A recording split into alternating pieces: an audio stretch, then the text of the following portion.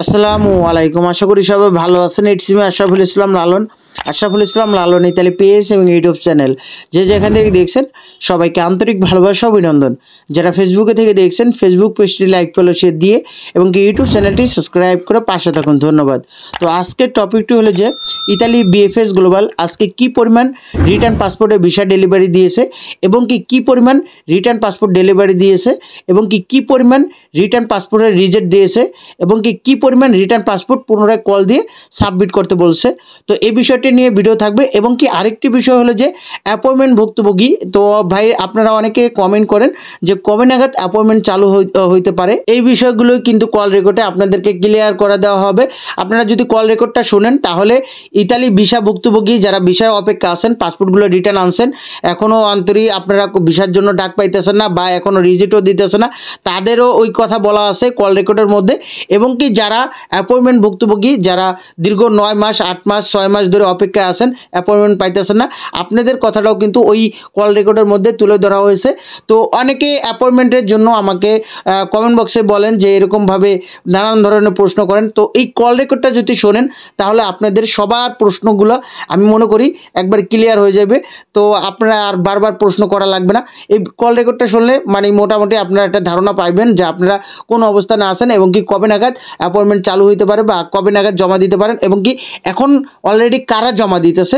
তো আসলে কল রেকর্ডটা শুনবেন। এর আগে যে আজকের আপডেটটা যে 14 জানুয়ারি 2025 রোজ মঙ্গলবার মোট রিটার্ন ডেলিভারির সংখ্যা ছিল 10টি, মোট রিজেক্টের সংখ্যা ছিল 209টি, মোট পাসপোর্ট পুনরায় সাবমিট করার সংখ্যা ছিল 17টি এবং কি মোট ভিসার সংখ্যা ছিল 23টি।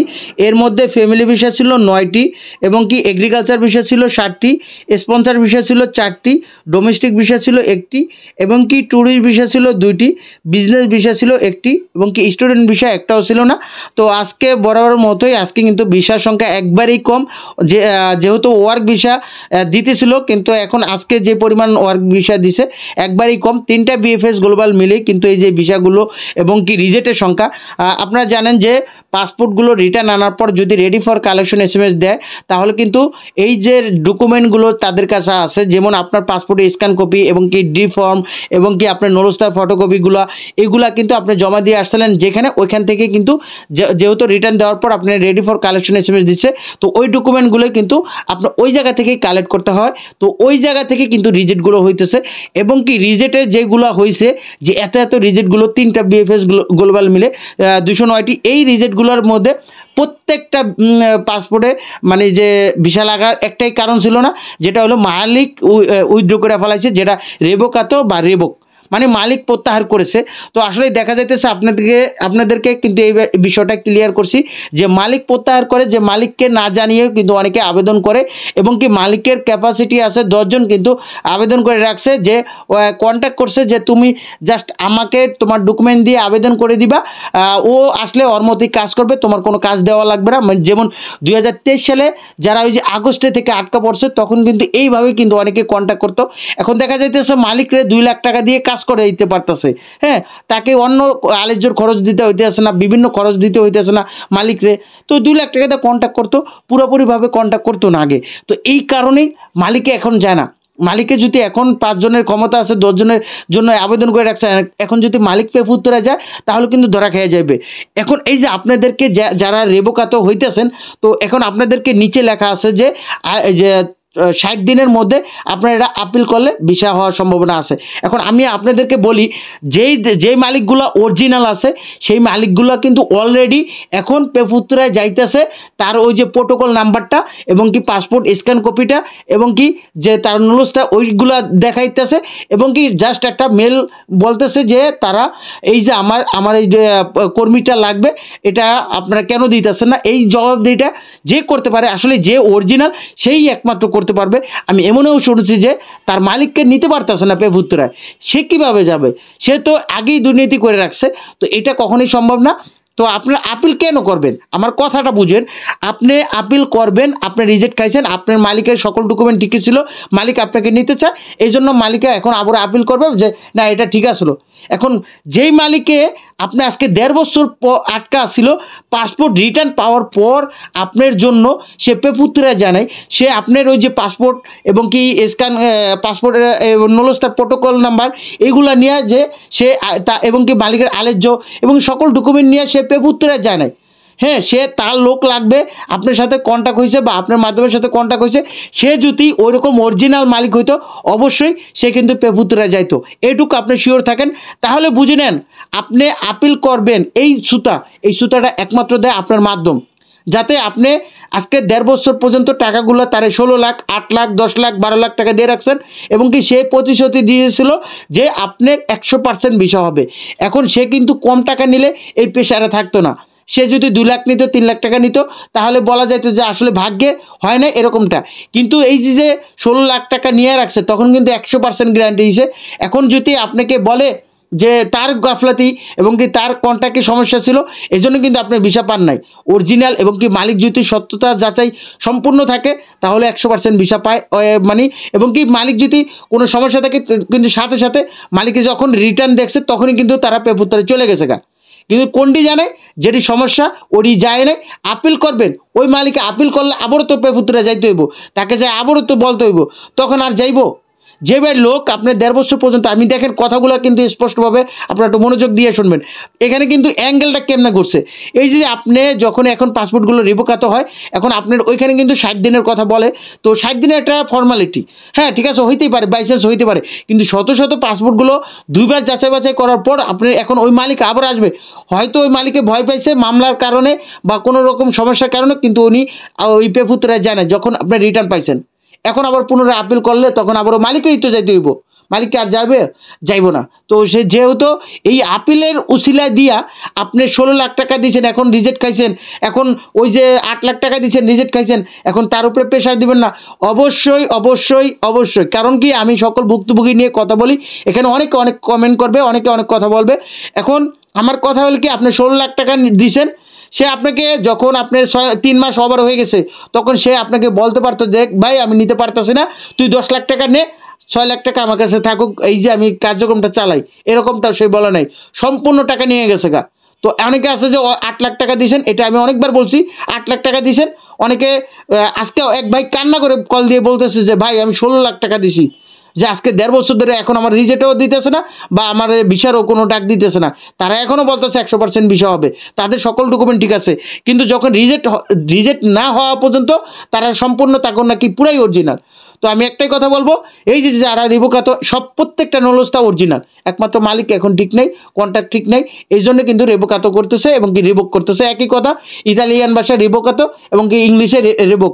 তো এই যে মালিক প্রত্যাহার করতেছে এই একটাই কারণ যে এরকমভাবে এখন এটা আপিল করলে আসলে কতটুকু ভিসা পাওয়ার সম্ভাবনা আমি এখন আর বলতে পারবো না, এখন এই ভিসা পায় না। এই যে 2023 সালের আগস্টের পর যদিও আপিল করছে আমি এরকম কোনো ভিসা পাইতে দেখিনি, হ্যাঁ আগে হয়তো 2023 সালের আগস্টের আগে 15 দিনে সমাধান দিয়ে দিত, 8 দিনে সমাধান দিয়ে দিত, অনেকে ভিসা পাইতো, 22 দিনে সমাধান দিয়ে দিত, 1 মাসে সমাধান দিয়ে দিত, তখন যদি কোনো একটা সমস্যা থাকতো তখন অনেকে দেখছি আপিল করছে ভিসা হয়েছে। এখন এই পর্যায়ে আপিল করা আসলেই মালিকই তো ঠিক নেই, আপনি বোঝেন, আপনার আগেই দৌড়াই নাই, মালিক এখন আবার আপিল করবে, ওটা একটা একমাত্র মানে বাহানা বা আপনাকে এটাকে ভুল বুঝাইয়া আপনার ওই যে মানে ধামাচাপা দিবে যে 16 লাখ টাকা নিচে, এখন এটার কেমনে বুঝাইবো, ওই যে আপিল করতে করতে ওইটা দিয়ে আপনার টাকাগুলো দিয়ে দিবে, আপনিও কিন্তু ঠান্ডা হয়ে যাবেন গা। এখন আপনি যখন রিজেক্ট খাবেন আপনার এমনিই তো মাথাটা গরম থাকবে, মানুষের লোন টানছেন ই করছেন। তো এই যে অনেকে আসলেই অনেকে বলে যে এই সব কথা ভাই, এগুলা কথা কিন্তু অনেকে বোঝে না যে আসলে তার সমস্যাটা কোন জায়গা দিয়ে, অনেকে আছে আপনারা অনেকে বোঝেন, আমার ভিডিওটা বারবার প্রতিদিনই অনেকে দেখেন, আসলে এই কথাগুলো বোঝেন, কিন্তু অনেকে আবার এই সিম্পল বিষয়টা বোঝে না যে রিজেক্ট করছে এখন আর আপিলের জন্য অপেক্ষা করবে। হ্যাঁ আপিল করুক, আপনি বলবেন আপিল করো সমস্যা নেই, আমার সম্পূর্ণ টাকা রিটার্ন দাও, তারপর যদি এখন আর যে এই যে আমি 1.5 বছর ধরে অপেক্ষা করছি এটার ভরণ পোষণ বা এই যে আমি যে লোন টানছি এই টাকা দিবা, তারপর তুমি আমার 100% পয়সা ভিসা হবে।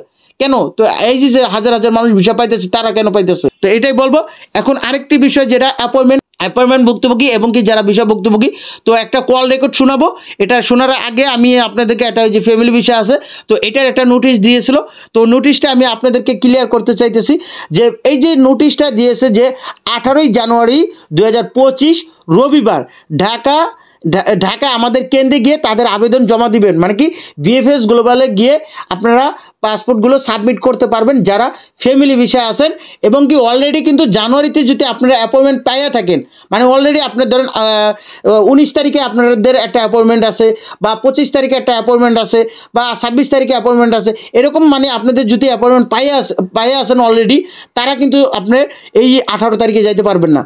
যারা এখনও মানে একবারে ইন টোটালি মানে অ্যাপয়েন্টমেন্ট পান নাই, এবং কি নলস্তা ম্যাথ শেষের পর্যায়ে আছে, যে নলস্তার ম্যাথ একবার শেষ হয়ে যাবে, 1 মাস আছে 2 মাস আছে, তারাই একমাত্র 18 জানুয়ারি 2025 রবিবার। এবং কি এখানে অনেকে এসে এই নোটিশটা বোঝে নাই, এখানে কিন্তু স্পষ্টভাবে বলে দিয়েছে ঢাকা বিএফএস গ্লোবালে গিয়ে আপনাদের কিন্তু জমা করতে হবে, আপনি সিলেট যাবেন না। অনেকে আছে যে সিলেটে কাছে বাসা, অনেকে সিলেটে যাইতে পারেন, বা চট্টগ্রামে আছে চট্টগ্রামে যাইতে পারেন, কিন্তু আপনাদেরকে এখানে কিন্তু এই যে এইরকমভাবে এসএমএসটা স্পষ্টভাবে বলে দিয়েছে, অনেক এটাই বোঝেন না যে এখানে কিন্তু লেখছে যে আমাদের ঢাকা কেন্দ্রে গিয়ে আপনার আবেদন পত্র জমা দিবেন। ঢাকা গিয়ে শুধু ঢাকা বিএফএস গ্লোবালে আপনার ওই অ্যাপয়েন্টমেন্টটা মানে আপনার ফাইলটা পোস্টিং করতে পারবেন ঢাকা বিএফএস গ্লোবালে, এবং কি অ্যাপয়েন্টমেন্ট যারা ফ্যামিলি ভিসা ভুক্তভোগী আছেন। তো অবশ্যই আপনারা এখন এটা আপনাদের জন্য আসলেই এটা বিএফএস গ্লোবাল যারা ফ্যামিলি ভিসা ভুক্তভোগী আছেন আপনাদের জন্য এটা সুখবর, কারণ কি আপনারাও কিন্তু অনেক অপেক্ষা আছেন এখন। আর যারা অ্যাপয়েন্টমেন্ট ভুক্তভোগী আছেন, তো আপনাদের কল রেকর্ডটা ওই ভুক্তভোগী ভাই বলছিল, তো ওই কল রেকর্ডটা শুনলে আসলেই মনে করি সবার প্রশ্নের অ্যান্সারটা পেয়ে যাবেন, এবং কি যারা ভিসা ভুক্তভোগী আছেন তাদের কথাও বলা হয়েছে, এবং কি আপনারা কল রেকর্ডটা শুনেন তাহলে কিন্তু ব্যাপারটা বুঝতে পারবেন। www.vfs-au.com.bd ভিজিট করুন। ধন্যবাদ VFS global Italy visa help ডেস্কে কল করার জন্য। শাশ্বত বলছি, কি ইনফরমেশন দিয়ে সহযোগিতা করতে পারি? আমাদের যারা অ্যাপয়েন্টমেন্টের জন্য আবেদন করেছিলাম, মে মাসের 26 তারিখে আমার আবেদন ছিল, মেইল করা হয়েছে। প্রথম মেইলে অটো রিপ্লাই পাই নাই, দ্বিতীয়বার করলাম একই আইডি থেকে, অটো রিপ্লাই 3বারের মাথায় অটো রিপ্লাই পাইছি। Okay sir. এখন আমরা অ্যাপয়েন্টমেন্ট কবে নাগাদ পাইতে পারি? অ্যাপয়েন্টমেন্ট তো অনেক দিন যাবত বন্ধ আছে। জি স্যার, বুঝতে পেরেছি। সেক্ষেত্রে আপনি কোন ভিসা ক্যাটাগরির জন্য অ্যাপয়েন্টমেন্ট চাচ্ছিলেন? Work visa. ওকে স্যার, বুঝতে পেরেছি। সেক্ষেত্রে আপনি ওয়ার্ক ভিসা ক্যাটাগরির জন্য অ্যাপ্লাই করেছিলেন। পরবর্তীতে স্যার এখন পর্যন্ত আর কোনো অ্যাপয়েন্টমেন্ট পাচ্ছেন না, তাই তো স্যার? না না না না। ওকে স্যার, সেক্ষেত্রে দুশ্চিন্তিত হবে না স্যার, যেহেতু আমরা এখন অলরেডি দেখতে পাচ্ছি যে সাময়িক কিছু দিনের জন্য আমাদের অ্যাপয়েন্টমেন্টের কার্যক্রমটি বন্ধ রয়েছে। তবে স্যার আমরা এখন দেখতে পাচ্ছি যে কয়েকজন মানুষকে একটি কলের মাধ্যমে অ্যাপয়েন্টমেন্ট ডেট দিয়ে দেওয়া হচ্ছে স্যার, অর্থাৎ তাদের নুলসিটি ভেরিফাইড হয়ে আমাদের এন্ডে চলে আসছে এবং আমরা তাদেরকে একটি অ্যাপয়েন্টমেন্ট ডেট দিয়ে দিয়েছি। সেক্ষেত্রে স্যার আপনিও কাইন্ডলি সময় দিয়ে অপেক্ষা করবেন। পরবর্তীতে যখন আপনার নুলসিটি ভেরিফিকেশন হয়ে আমাদের এন্ডে চলে আসবে, অবশ্যই আপনাকে একটি অ্যাপয়েন্টমেন্ট ডেট অথবা ফার্দার আপডেট জানিয়ে দেওয়া হবে স্যার। সেক্ষেত্রে স্যার কাইন্ডলি আপনি যে মোবাইল নাম্বার এবং এই মেল অ্যাড্রেস থেকে মেল করেছিলেন দুটোই চেক আপে রাখবেন। না, চেক আপে তো আছে, চেক আপ করতে করতে ভাই জান শেষ। এপ্রিল মাসের লাস্ট পর্যন্ত মনে হয় দেওয়া হয়েছিল, পরে তো অফ হয়ে গেল অ্যাপয়েন্টমেন্ট। 6-7 মাস 8 মাস হয়ে যেতেছে, মানে স্পন্সর মানে হাতে পাওয়ার পরেও অ্যাপয়েন্টমেন্ট পাইতে পাইতে 6-7 মাস লাগানে কখন কি হয়, এই হলো বিষয় আর কি। জি স্যার, বুঝতে পেরেছি, আন্তরিকভাবে দুঃখিত। তবে যেমন স্যার এখন আমরা দেখতে পাচ্ছি যে সকল কার্যক্রম বন্ধ থাকলেও কিছু জনকে কল করে দেওয়া হচ্ছে। সেক্ষেত্রে স্যার আশা করছি অতি শীঘ্রই স্যার সকল কার্যক্রম শুরু হয়ে যাবে এবং অ্যাপ্লিকেন্টরা ঢালাওভাবে অ্যাপয়েন্টমেন্ট পাওয়া শুরু করে দেবে স্যার। আচ্ছা, এটা কি আপনার কি নির্ভরযোগ্য সূত্র নাকি আনুমানিক অনুমান নির্ভর? জি স্যার, তা আমরা আনুমানিক ভাবেই বলছি, যেহেতু এখনো এমবাসি থেকে আমাদেরকে কোনো আপডেট দেওয়া হয়নি স্যার। আচ্ছা, অনুমান নির্ভর হলে তো আসলে কোনো কিছু বলা যায় না। যদি এমবিসি আপনাদেরকে কোনো কিছু ইনফরমেশন না জানায় অগ্রিম, তখন তো বলতে পারবেন না।